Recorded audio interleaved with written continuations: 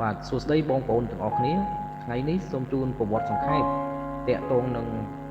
អាកាសយានដ្ឋានពោធិ៍ចិនតុងឬអាកាសយានដ្ឋានអន្តរជាតិភ្នំពេញ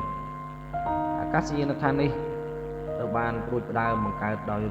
រដ្ឋាភិបាលអាណាព្យាបាលបារាំងជាអាកាសយានដ្ឋានតូចមួយដែលដំបូងឈ្មោះថាពោធិ៍ចិនតុងហើយព្រួយផ្ដើមឡើងនៅឆ្នាំ1924ក្នុងគោលបំណងនៃការបង្កើតអាកាសយានដ្ឋាននេះគឺដើម្បីបម្រើឲ្យវិស័យកងទ័ពនិងរដ្ឋឯកសារដែលស្ថិតក្រោមបណ្ដាញអាកាសចរឥណ្ឌូចិនរបស់បារាំងបងប្អូនព្រលានយន្តហោះពោធិ៍ចិនតុងត្រូវបានចាប់ផ្ដើមកសាងជាលើកដំបូងដោយបារាំងនៅក្នុងឆ្នាំ1957និងត្រូវបានដាក់សម្ពោធឲ្យប្រើប្រាស់នៅថ្ងៃទី19ខែមករាឆ្នាំ1959ដោយមានឈ្មោះថាអាកាសយានដ្ឋានអន្តរជាតិពោធិ៍ចិនតុងអាកាសយានដ្ឋាននេះត្រូវបានគេចាត់ទុកថាជាអាកាសយានដ្ឋានដ៏ប្រណិតបំផុតនៅអាស៊ីនាពេលនោះព្រលានយន្តហោះអន្តរជាតិពោធិ៍ចិនតុងមានទំហំដីសរុប400ហិកតាក្នុងនោះមានផ្លូវចុះចតនិងហោះឡើងប្រវែង300ម៉ែត្រហើយក្នុងឆ្នាំ1994ផ្លូវចុះចតនិងហោះហើរនេះត្រូវបានទទួលការរ៉ាប់រងជួសជុលជាថ្មីឡើងវិញដោយក្រុមហ៊ុនជប៉ុននិងសង់បន្ថែមប្រវែង350ម៉ែត្រទៀតសរុបគឺ3350ម៉ែត្រនិងទទឹងទំហំ50ម៉ែត្រដើម្បីឲ្យយន្តហោះខ្នាតធំចុះចតបានងាយស្រួលជាងមុនដោយសារតែកំណើនចំនួនអ្នកធ្វើដំណើរអាកាសយានដ្ឋានត្រូវបានបើកការដ្ឋានរុះរើសាងសង់ជាថ្មីឡើងវិញនៅឆ្នាំ1995ដោយក្រុមហ៊ុន SCA និងបានបញ្ចប់ការសាងសង់រួចរាល់ជាស្ថាពរនៅឆ្នាំ2002ដែលមានលទ្ធភាពទទួលអ្នកដំណើរបាន5លាននាក់ក្នុងមួយឆ្នាំអាកាសយានដ្ឋានអន្តរជាតិពោធិ៍ចិនតុងត្រូវបានប្តូរឈ្មោះទៅជាអាកាសយានដ្ឋានអន្តរជាតិភ្នំពេញនៅថ្ងៃទី15ខែមករាឆ្នាំ2003បងប្អូនដឹងទេស្ថានីយអាកាសយានដ្ឋាននិងប៉មត្រួតពិនិត្យត្រូវបានឌីហ្សាញដោយស្ថាបត្យករបារាំងឈ្មោះថា Pierre Nouveau ដោយឡែកកន្លែងសម្រាប់ទទួលភ្ញៀវ VIP Arrival Pavilion ដែលដើមឡើយត្រូវបានឌីហ្សាញដោយលោកវ៉ាន់ម៉ូលីវ៉ាន់ស្ថាបត្យករដ៏កំពូលរបស់កម្ពុជាបានសង់នៅក្នុងឆ្នាំ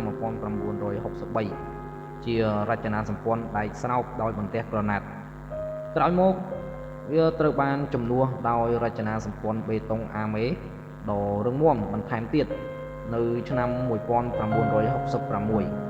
ដើម្បីស្វាគមន៍ប្រធានាធិបតីបារាំង Charles de Gaulle រចនាសម្ព័ន្ធដែលមានរាងជ្រួញដូចផ្លិតនេះក៏មានការសហការពីវិស្វករបារាំងឈ្មោះ Guillaume Marchand ផងដែរហើយវានៅតែឈរយ៉ាងរឹងមាំដើម្បីស្វាគមន៍ភ្ញៀវ VIP រហូតមកដល់បច្ចុប្បន្នទោះបីជាមានការផ្លាស់ប្ដូរបន្តិចបន្តួចក៏ដោយបាទបងប្អូនសម្រាប់ការអភិវឌ្ឍអាកាសយានដ្ឋានអន្តរជាតិភ្នំពេញនេះមាន2លើកដោយលើកទី1ពីឆ្នាំ1995ដល់ឆ្នាំ2013មានចំនួន$115លាននិងគម្រោងវិនិយោគបន្តពីឆ្នាំ2014ដល់ឆ្នាំ2018មានចំនួន$115លានព្រលានយន្តហោះអន្តរជាតិភ្នំពេញមានផ្លូវចុះចតនិងហោះឡើងប្រវែង3350ម៉ែត្រនិងទទឹងទំហំ50ម៉ែត្រនិងអាចទទួលអ្នកដំណើរបានដល់ខ្ទង់5លាននាក់ជារៀងរាល់ឆ្នាំបាទហើយនេះជាស្ថិតិភ្ញៀវទេសចររយៈពេល27ឆ្នាំគិតពីឆ្នាំ1998រហូតដល់ឆ្នាំ2024គឺមានន័យថាកើនឡើងជារៀងរាល់ឆ្នាំហើយអាកាសយានដ្ឋានអន្តរជាតិភ្នំពេញនេះនឹងបិទដំណើរការនៅថ្ងៃទី9ខែ9ឆ្នាំ2025រយៈពេល66ឆ្នាំគិតចាប់ពីថ្ងៃទី19ខែមករាឆ្នាំ1959ដល់ថ្ងៃទី9ខែ9ឆ្នាំ2025 2025 នេះ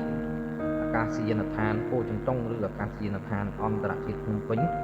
បានបំពេញតួនាទីយ៉ាងសកម្មក្នុងការបើកចំហជើងមេឃតាមរយៈវិស័យអាកាសចរណ៍នេះបាទបងប្អូនអាកាសយានដ្ឋានពោធិ៍ចិនតុងឬអាកាសយានដ្ឋានអន្តរជាតិភ្នំពេញនេះរាជរដ្ឋាភិបាលនឹងត្រូវរក្សាទុកជាទីតាំងប្រវត្តិសាស្ត្រដោយទទួលស្គាល់ប្រភពដើមថាជាស្នាដៃរបស់ព្រះមហាវីរក្សត្រនរោត្តមសីហនុការអភិរក្សនេះបម្រើដើម្បីការពារហេដ្ឋារចនាសម្ព័ន្ធសំខាន់ៗ